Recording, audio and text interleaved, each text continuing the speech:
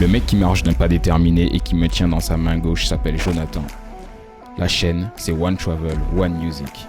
Il a l'air vraiment excité d'être dans ce lieu. Je pense que ça va être épique. Ouh, ça c'est épique. Moi je m'appelle Recon 7. 7 tient pour la taille de mes hélices qui font 7 pouces. J'ai des moteurs en 1250 kV 6S, un design en Dead Cat et des hélices qui se replient. Je suis principalement designé pour faire de la longue distance et qu'on m'envoie dans des lieux épiques. Ouais, ce genre de lieu épique.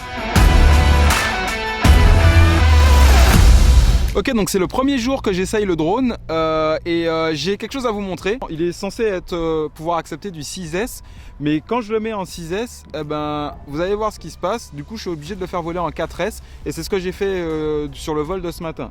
Donc je vais vous montrer tout de suite. Alors, là, vous voyez, j'ai même pas mis de puissance en fait, c'est-à-dire que le drone il a commencé à voler par lui-même. Je vais retester ça encore. Oh là là. Donc voilà, pour l'instant je suis obligé de le faire voler en 4S.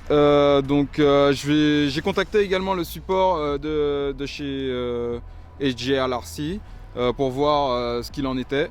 Mais pour l'instant je le ferai voler que en 4S. Deuxième test du Recon 7 du coup avec une 4S en 1800 mAh. Je vais enregistrer le DVR pour vous montrer ce que ça va donner. Je ne mettrai pas de GoPro pour l'instant au vu de ce que je vous ai dit juste avant. Allez, c'est parti. Comme vous vous en doutez, vu que c'est en 4S, je suis obligé de mettre énormément de puissance. Déjà notamment pour le faire décoller. Alors c'est une frame qui est en Dead Cat, donc ça veut dire qu'on n'a pas les hélices en vue. Moi je vois un peu les hélices de droite quand même, malgré tout. Mais pas celle de gauche, mais bon c'est une petite partie. Donc sur la GoPro, normalement ça devrait pas trop ressortir. Jusqu'à maintenant, il vole plutôt pas mal. Le signal est encore bon. Donc ça, c'est plutôt bon signe. Et, ah oui, il y a quelque chose que j'aime beaucoup sur celui-ci. C'est que le GPS se bloque très rapidement. Là, actuellement, j'ai 13 GPS. Il fonctionne un peu mieux que mon Chimera 7.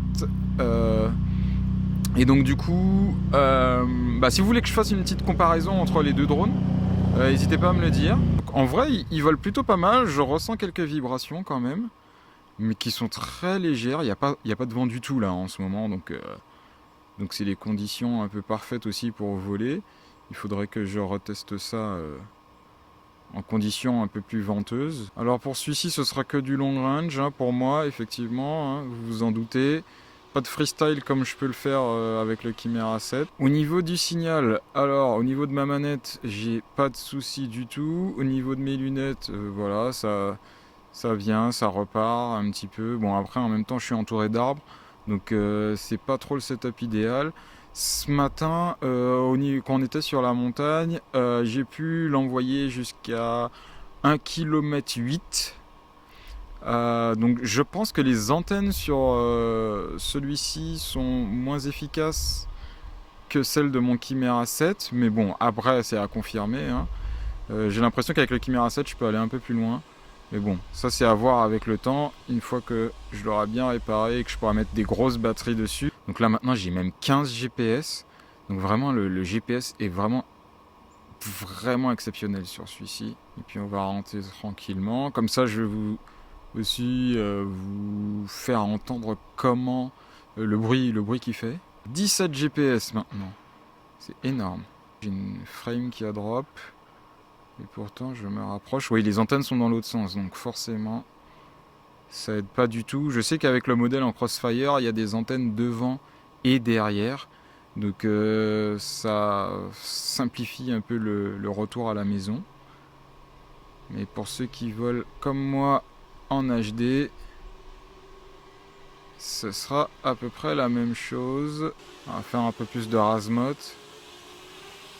Je sais pas si vous l'entendez un peu. Si vous l'avez pas entendu et que vous entendez que ma voix, c'est tant mieux du coup, c'est que ça fait pas trop de bruit. Voilà, quand il redescend, il y a un peu quelques vibrations, et vous voyez là tranquillement. Hop.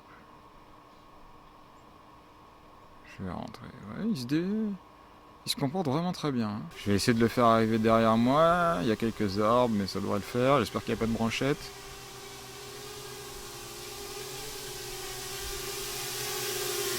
Je sais pas si vous le voyez. Ok, donc 7 minutes de vol pour une 4S 1800 mAh. Ok, donc pour mes premières impressions, je vous dis ce que j'aime et ce que j'aime pas à propos de ce drone. Bon, alors forcément, j'ai pas toutes les clés en main, mais on va commencer avec ce que je n'aime pas. Donc ce que je n'aime pas, effectivement, vu que je l'ai acheté en 6S et qu'il ne décolle pas en 6S, ça m'embête un petit peu. La deuxième chose, c'est qu'il a quelques vibrations quand on est du coup à haute altitude. Bon, rien de bien méchant, du coup ça se verra même pas avec la caméra si on le stabilise, mais c'est quand même à notifier. Il y a aussi autre chose que j'aime, on va pas dire que j'aime pas, mais qui pourrait être amélioré, c'est peut-être les antennes qui pourraient être bien mieux. Pour la partie de ce que j'aime du coup maintenant. J'aime bien le design en dead cat comme ça pour ne pas avoir les hélices en vue, c'est vraiment top puisque ça permet d'être vraiment immergé dans le drone directement. Le GPS qui est vraiment très exceptionnel, comme je l'ai dit, il est vraiment pas mal. Comparé à mon Chimera 7, il se débrouille beaucoup mieux je trouve. Autre chose que j'aime bien, ce sont les hélices qui sont pliables et ça c'est vachement pratique quand on doit partir en randonnée. Au début j'étais un petit peu sceptique parce qu'il faut les monter etc, c'est un petit peu chiant. Et puis à voir aussi sur le long terme comment il faut les maintenir, les changer etc. Mais c'est une bonne idée notamment quand on part en randonnée.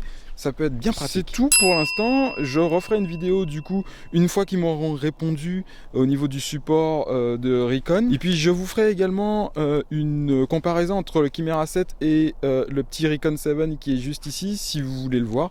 N'hésitez pas à me le faire savoir également en commentaire. On se revoit dans la prochaine vidéo. Nice and clean.